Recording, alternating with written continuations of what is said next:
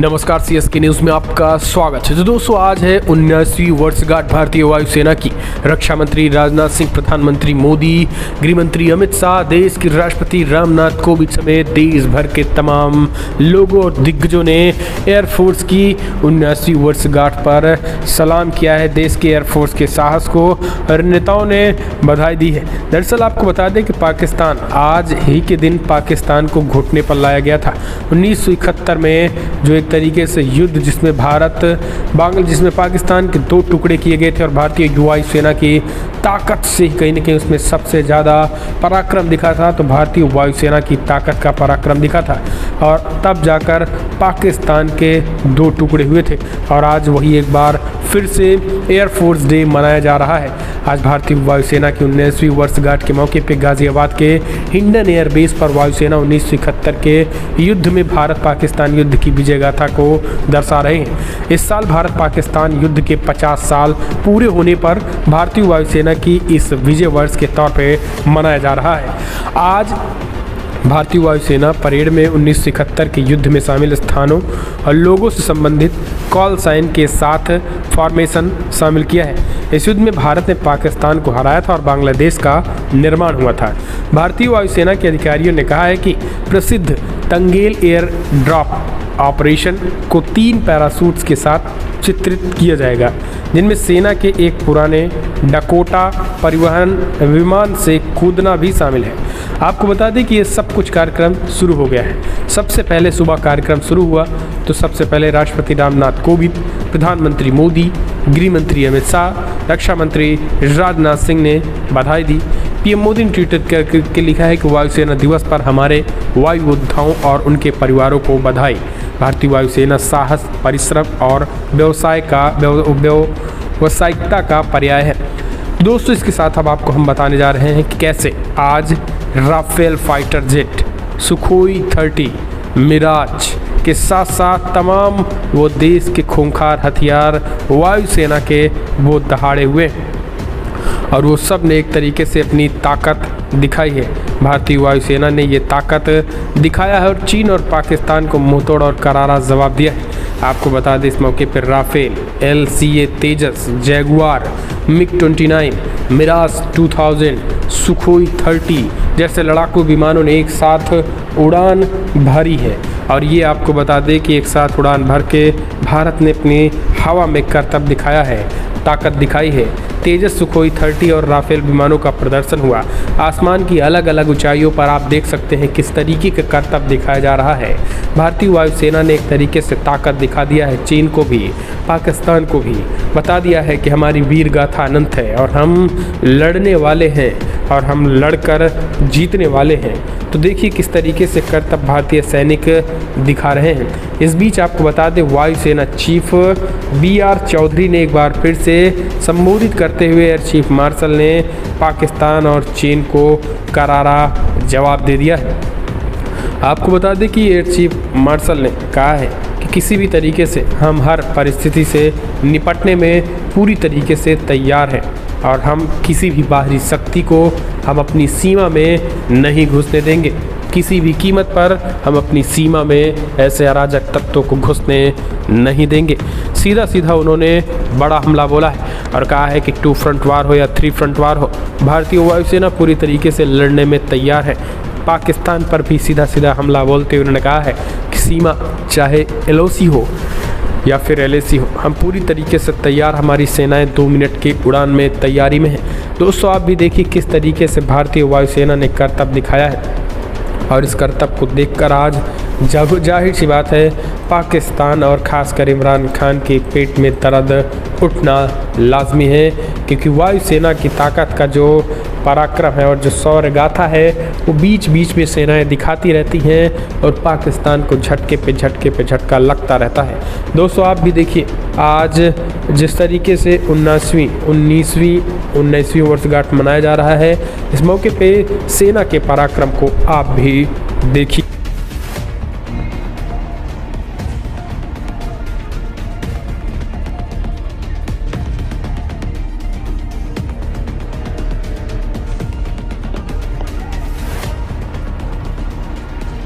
भारतीय वायुसेना ने यह साबित कर दिया है कि प्रण करना है सहज कठिन है, लेकिन उसे निभाना सबसे बड़ी जांच है। व्रत का अंतिम मूल्य चुकाना। बेरियम सज्जनों, जोरदार तालियों से स्वागत कीजिए सार्जेंट विक्रम कुमार का। और अब आपके सामने भारतीय ध्वज के साथ आ रहे हैं विंग कमांडर विशाल राकेश। ये वही भारतीय ध्वज है जिसके लिए भारत के हर शहर, कस्बे और गांव से हर एक व्यक्ति भारत की सेना में शामिल होना चाहता है।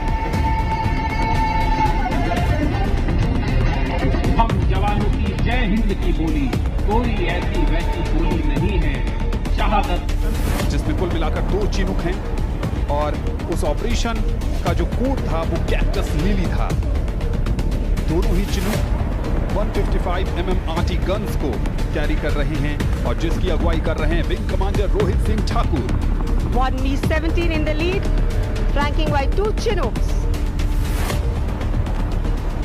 Formation led by Group Captain Rohit Singh Thakur.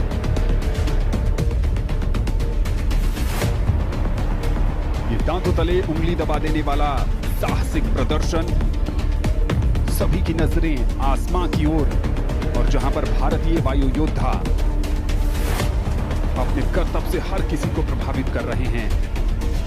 And now moving on from retrieving airlift capability to retrieving offensive air power. The Eklavya Arrowhead formation led today by a Mi-35 attack helicopter with 4 Apache helicopters in the flanks depicting IF's retrieving combat potential is the next display fly past. And there you can see Eklavya formation dispensing flares.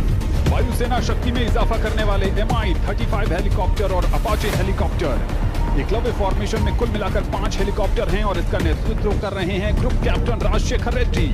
Formation led today by Group Captain Rajshekar Reddy. Other members of the formation: Group Captain Ashok, Group Captain Indomeet Singh, Group Captain Praveen Sarathi and Squadron Leader Manish Daya.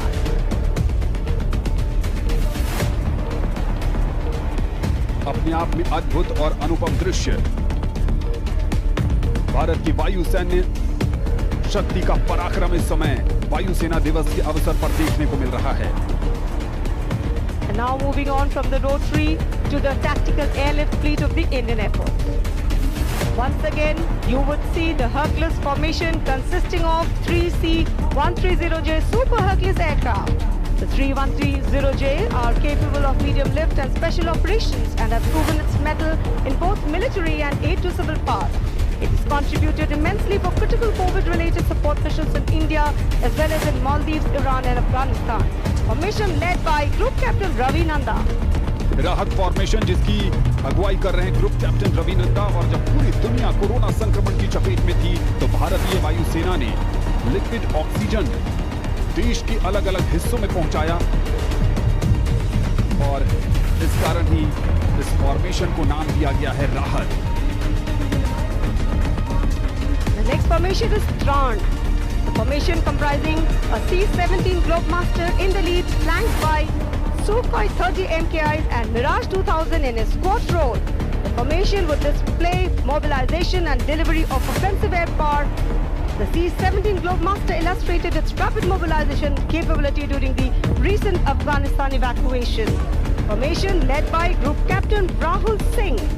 प्राण जब अफगानिस्तान में संकट के बादल गहराए और वहां पर बहुत सारे भारतीय भी फंस गए तो वहां से भारतीय नागरिकों को वापस लाने में अहम भूमिका निभाई थी और प्राण का नेतृत्व कर रहे हैं group captain Rahul Singh. C-17 Globemaster flanked by Super 30 MKIs and Mirage 2000.